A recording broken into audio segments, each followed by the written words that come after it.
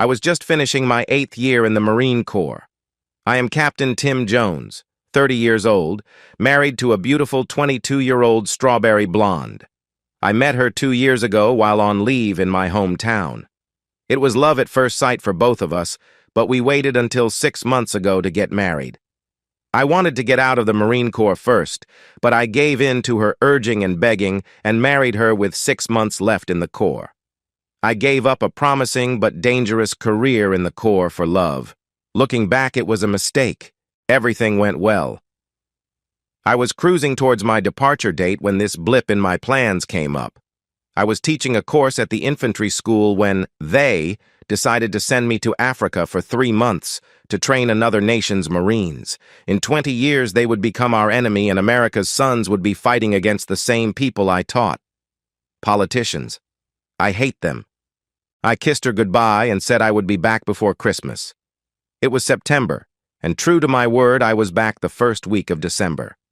I took leave over Christmas and New Year. We went home and found a condo close to where I hoped to be working. Everything was fine. My life was perfect. I had a good wife. I was promised a job in a profession I had studied for in college. Yup, I was going to live the dream.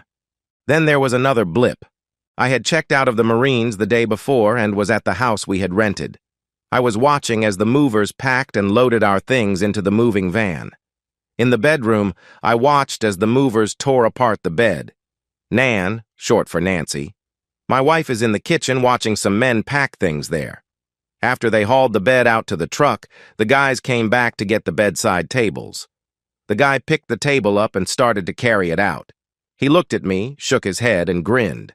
When I saw what he was grinning at, I was dumbstruck, to say the least. There on the floor were 10 dried-up used condoms. I was surprised. Why? Nan and I had never used condoms. She was on the pill. The men finished in the bedroom and started on the extra room. I shut the door and waited. When the truck was loaded and on its way to Memphis, I called Nan and opened the door to the bedroom. "I am not cleaning this up." She grabbed her mouth and started to cry. "No, oh God, no." She slumped to the floor. "Please understand. It was a one-time fling. You were gone. It just happened. I love you. I was lonely, and it meant nothing to me." "Looks like it was more than just a one-time thing. I count 10 here on the floor," I replied. More crying. From the perspective of Nan. I heard Tim start vacuuming the spare room, so I got up off the floor and found a plastic bag. Using it like a glove, I gathered the used condoms up off the floor and took them out to the trash. Tim was finished with the vacuum cleaner, so I used it to vacuum what was our bedroom. He stuck his head in and said he was leaving for the hotel and asked me to stop and pick up something for supper. That's a good sign. At least he is planning on us having supper together and staying in the same room tonight.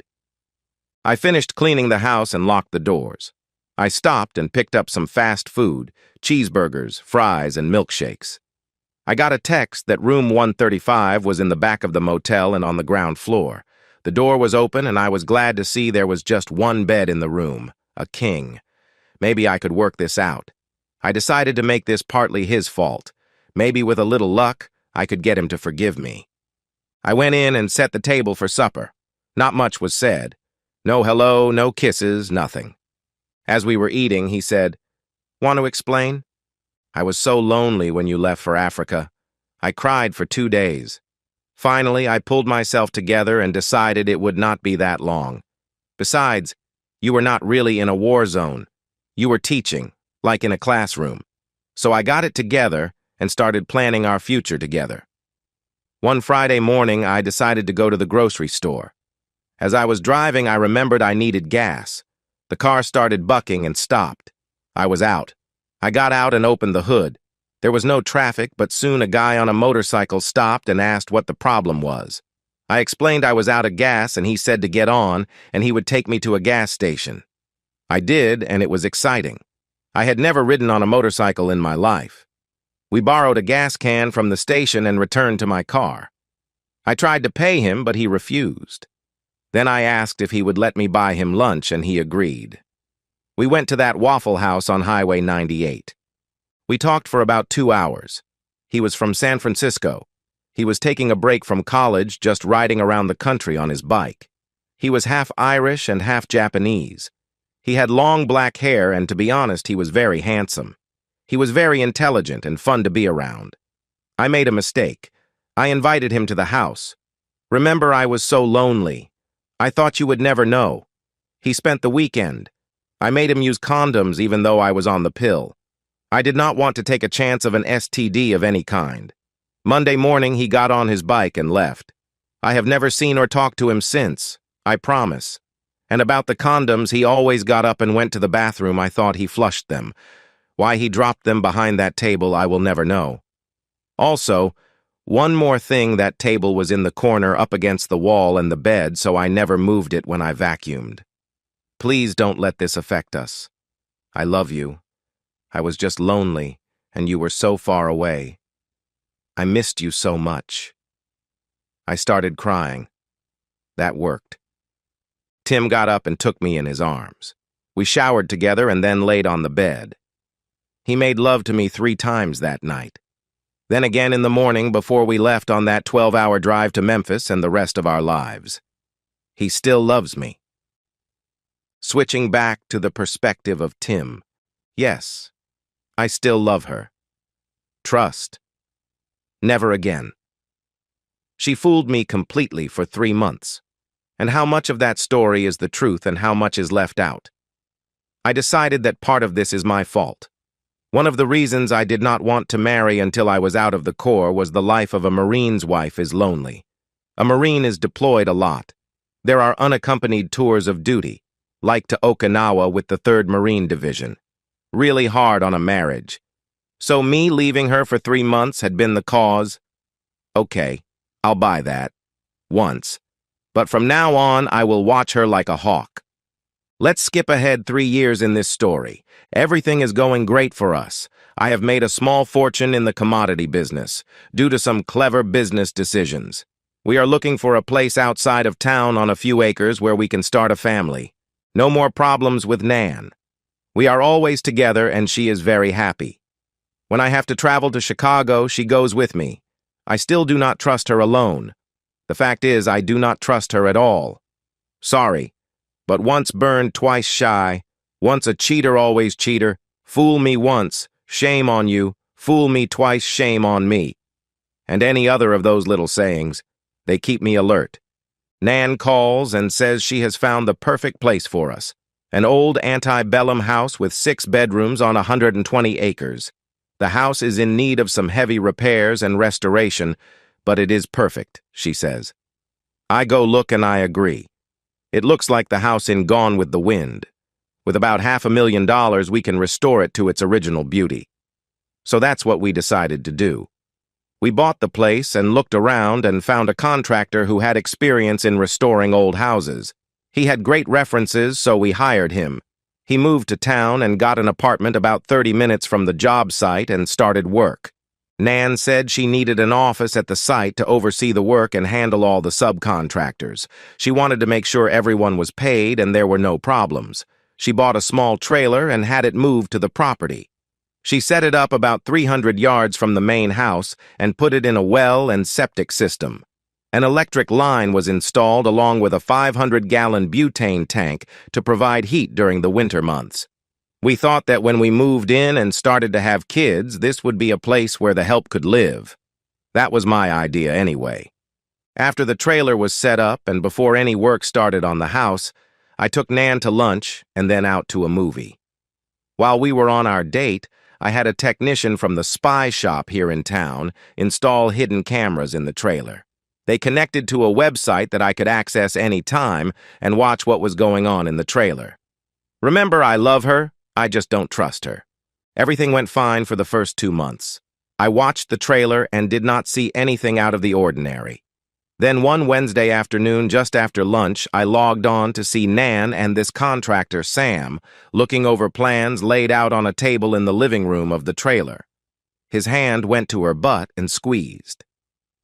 "When are you going to let me have some of that sweet body of yours again?" Again? What the hell? Well, if you promise not to leave a mark right now, She grabs him and kisses him on the mouth. When they break apart, he laughs and shouts, "I promise." Then he picks her up and carries her into one of the bedrooms. They are never used, but the beds have sheets on them. Now I know why. What the hell? This is not the first time? Where has she been sneaking off to and when? I guess it really doesn't matter. This is going to end soon. When they are finished, she takes the condom off and goes into the bathroom and flushes the condom. She remembers what happened the last time she left that task to a man. She comes back into the bedroom and starts to get dressed. He helps her with her bra, then says, "My guy is ready. You just say when." "I've told you I want to wait until this house is finished. You will be back in Boston and I will be buying furniture for our dream house. Tim is mugged and killed for his Rolex and wallet. I just cannot live in the house where we plan to live the rest of our lives, so I sell it. After collecting on his $1 million insurance policy, I leave the state. You and I can live a long time on that amount of money." They dress, and he goes back to the job site. She locks the trailer and leaves. I guess she is on her way home. I cut the computer off. So her plan is to have me killed, then run off with her lover and live happily ever after? Not going to happen. She is home before me and running a bath. She meets me at the door with a big kiss. I hope she brushed her teeth. Then she gets in the tub. I am wondering what is going on as I sit and watch the evening news. When she is finished with her bath, she comes into the living room and sits on the floor in front of my chair. She starts telling me how she can't wait until the house is finished and she can go off the pill. We are going to have 4 kids, and she is going to be such a good wife and mother. I am supposed to just wait and see, in her words. Sorry, ain't going to happen. After we finished, I took a shower as she prepared us supper. I slept a worried sleep that night. Thursday morning, I went to work and she went to the farm. I watched off and on all day, but there was no fooling around. She left at about 1 p.m. and Sam worked until almost dark. She was home when I got there. That night she wanted to make love, and I thought, why not? The next morning I went shopping for some of the things I would need that weekend. Saturday I was off work. No trading on the weekends. No one was working at the house, and Nan had an appointment to get her hair and nails done. This would give me time. By 1 in the afternoon, I was back at the condo watching a ball game when Nan walked in. She looked beautiful. I told her we should go out to supper and dance tonight. She loved the idea, so at about 7 p.m. we dressed, and I took her to the Vapors Supper Club out by the airport. We had steaks and then danced until about midnight. When we got home, she attacked me and we made love until the wee hours of the morning. Sunday was a late breakfast, then us laying around watching football. Her favorite team lost. A sign of things to come? Monday morning, I kissed her goodbye and went to the office. She went to the house and I watched as she entered the trailer. It looked like she was arraigning contracts in order to pay them. At about 10:30 a.m., she went to the house. I saw her enter and watched for her to leave. In an hour, she was back at the trailer. She fixed herself a tuna sandwich and just waited, looking out the window at the house. What is on her mind? At 2 p.m., Sam walks in and he walks over to her and takes her in his arms. "I missed you this weekend. You look amazing. I love your nail color and your hair is so pretty." "Thank you, and I missed you too. I can't wait until we can be together all the time. Just a little longer. I want us to have the perfect alibi. Then when your next job comes up, we will both work together. I love that idea. We will have a great time. You designing and me doing the work. We will make the perfect team. And don't worry about us being blamed for his death. My guy is a professional from South Boston, part of the mafia up there." What did Shakespeare say about the best laid plans of mice and men? "Get me to the bedroom. I am tired of faking it." She was faking. I thought so. He picks her up and they go into the bedroom. I give them time. I watch as they undress each other. As he enters her, she hears a cell phone ring and a worried look crosses her face. "Whose phone is that?" is forming on her lips as the cameras go blank. It was almost an hour later that I got the call. There was an accident at the job site, and I should get there as soon as possible. I asked to talk to my wife and was told she was not available. That's the damn truth. I arrived about 30 minutes later. I am met by the volunteer fire chief. He introduces himself and starts to tell me what he thinks happened. I ask about my wife. He says for me to walk with him to the ambulance. She is not there. An attendant tells me to sit down. Then I am told she is dead. I try to cry, but I can't. The tears just won't come. So I started to demand to know what happened. The chief, who I think works at the bank, tells me they believe it was a faulty gas heater. Since this was the first cool day and with all the rain lately, they probably lit the heater to stay warm. Something happened, and a spark of some sort set it off. The sheriff and the county coroner are on the way. I notified them when I found the bodies. You keep saying they and bodies. Who was with her? I asked. We know it is your wife, and we believe the other person is the general contractor, Sam Billings. This is hard for me to tell you, but you should hear it now. We found them together in bed, naked. They were engaged in making love. He is on top, and they are still... Demand, there is no easy way to say this. They are melted together. He is still glued to your wife. The coroner is going to have his hands full trying to separate them. I put my face in my hands to keep him from seeing me laugh. That lying, cheating woman! I scream at the top of my lungs. I can't believe she would do this to me. This is our dream, and she is cheating with the contractor. About that time, the sheriff and a black hearse drive up. I stay seated in the ambulance, but the fire chief runs over and starts talking. I heard him tell them that I was pretty upset until I found out what was going on in the trailer. Now I am just mad. They ask what he is talking about, and he explains how they found the bodies. The sheriff is trying hard not to laugh. The coroner, who is an older man and a doctor at a small clinic in town, asks to see the bodies. The sheriff and a young deputy follow the fire chief and the coroner into the burnt-out trailer. In seconds, the deputy is back, throwing up his lunch in the front yard. The coroner goes to the hearse and brings back 2 body bags. He passes me and shakes his head. I'll do my best to separate them, but it may be easier to take them back to my office. They are really stuck together. I'll contact you sometime tomorrow about claiming her body. You can throw that cheating woman in the dump for all I care. Do not call me. He walked back into the trailer. Just about that time, another car drives up. Out jumps a woman in some type of fireman's uniform. She walks over to me and asks who I am. I told her I was the owner of this property, and my wife and her lover were killed in the fire. I guess I said this with venom in my voice. So I take it you did not know about the lover? Not even a hint, I replied. I am with State Fire Investigator's office. These volunteer fire departments do not have the funds to train an investigator, so I handle this part of the state. I'll need to talk to you tomorrow after I finish my investigation, so where can I find you? I'll be at my office until about 4 p.m. After that, you can reach me on my cell phone. I hand her my card. What about the funeral arrangements? She asked. I will not be making any arrangements for that cheating woman. Maybe her mom and dad will want her, but not me. The coroner said they were melted together and he was going to try and separate them at his office. Well, forget that. They want to be together. Bury them together. Then we watched as they carried one body bag to the hearse. The deputy had the other in his hand, so I guess both were in the same bag. The ambulance, the hearse, the sheriff, and all the volunteer firemen left. I watched as the woman fire investigator entered the trailer and began her investigation. She is not going to find anything. That was what I was thinking. The next afternoon, I parked my car in front of the house and looked around. One thing was certain. Nan and her lover had done a great job. It was almost finished, and its beauty was back. Now what am I going to do with it? I was walking around downstairs when this cute little red-headed girl walked in. I asked if I can help her. You don't know me, but I am one of the subcontractors. My father and I own a paper and painting company. We are getting the walls ready to start papering the downstairs later this week.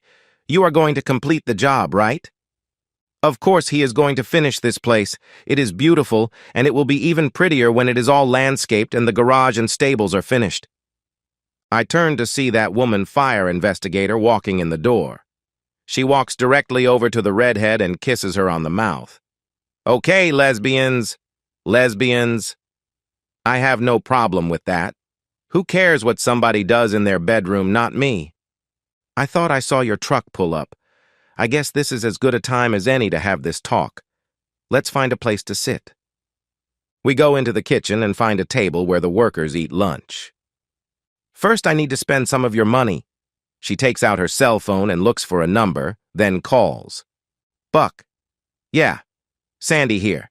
Listen, can you get over to that old antebellum house off 78 early in the morning?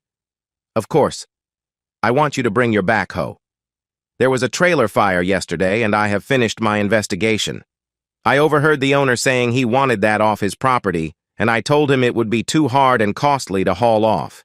He decided to dig a big hole and just bury it. I told him I knew just the guy for the job. I want you to dig a big hole off to the right. Remember the right? The septic system is on the left. Then push everything in the hole and cover it up like it was never there. Sure, 7 a.m. is fine. Just see Lori and she will handle getting you paid. Thanks. Remember the right side. Okay, bye. Now she looks across the table directly into my eyes. I, or we, I should say, don't want any sheriff or deputy snooping around and finding what I found now, do we? I guess not, was all I could manage. I see you have met my partner. She is an excellent painter and paper hanger. I am sure you will appreciate her work.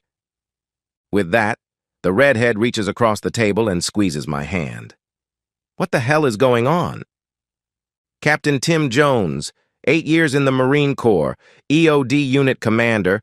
Hell, you taught at the EOD school in Yuma, Arizona. Then you trained those Nigerians in Africa. I know you were even a special consultant to the CIA, teaching classes on bomb making, and you gave it up for that cheating woman. Bad mistake on your part, but good for us. Oh, before I forget, if I did not know what to look for, I would not have found it. So good work. About now, you are wondering how I know so much about you and your wife, right? Yes, and to be honest, I am a little worried about just what is going on here, I replied. Don't be worried. You can handle it. Let's start at the beginning. A year or so ago, I went to a conference of fire investigators. I met a former Marine there, and we got to talking over lunch. He was EOD, and he had a lot of stories. But the one that stuck with me was about his captain, a man named Tim Jones. He said this guy was the best. He talked about how this captain was such a good teacher. He had taught at the EOD school and even at a CIA training facility. This guy could make a bomb that was almost undetectable, and he used things that you would never suspect. A year later, Lori is explaining how a Tim Jones and his wife are refurbishing an old house, and she is going to do the painting and papering. I wondered if it could be the same guy who was in the Marine Corps. I checked you out and found you were the Tim Jones in the stories. Lori told me how she suspected your wife and Billings was having an affair. She had seen them leave the job site to pick out materials. She thought they were gone too long. Then they started spending way too much time in the trailer alone. When I heard about the fire, I figured you had caught them. Tim. Okay, so you know all about me. I killed 2 people yesterday. So what do you want? Money? Do you want me to sign over the title to this house? What exactly? Sandy. Don't be so crude. Lori and I talked it over last night. What we want is kids. We are lesbians, but we want to be moms. We decided you would be a good father. And this house. What a great place to raise kids. So I get you both pregnant and give you the house. For that, you keep my secret, I asked. Oh no, much more than that. We are not going to raise our kids without a father figure. Let me explain. Okay. You got rid of a cheating woman and her lover. We have no problem with that. Lori and I are lesbians, but we are still in the closet. Nobody knows, not even her dad. Everyone thinks we are just friends. She has her job and I have mine. We are hardly ever seen in public together. We do not go out drinking or even to dinner together. We are never affectionate in public.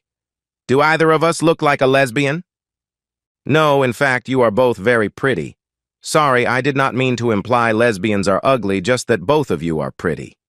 Again, Lori squeezes my arm. I notice she has beautiful green eyes. But back to Sandy. She caught me looking into Lori's eyes, I am sure.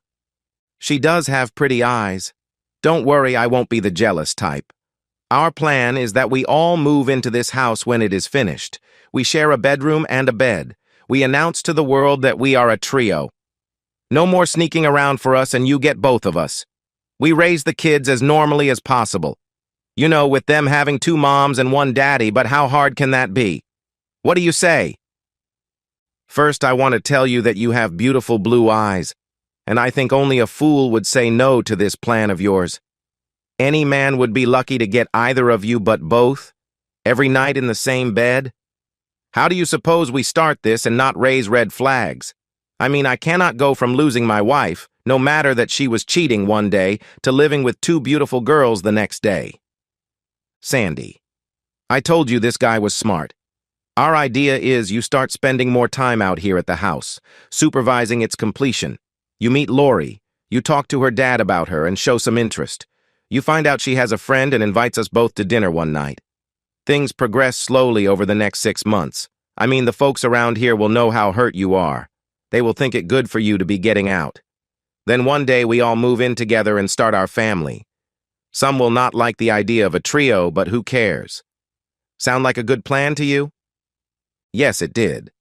I did not attend the funeral and let it be known that I had no idea she was cheating. Her parents apologized to me a number of times. It was not their fault, and I never treated them badly. Lori, Sandy, and I started to go to dinner together, then to the movies. The first night I walked them to the door of Sandy's apartment, they stepped inside and Lori grabbed me and kissed me on the mouth using plenty of tongue. When we broke apart, Sandy did the same. Then Sandy grabbed Lori and kissed her while I watched. Think about all the fun we are going to have when we all 3 live together. Now good night, and drive safe. I was pushed out the door. I got that a lot over the next few months.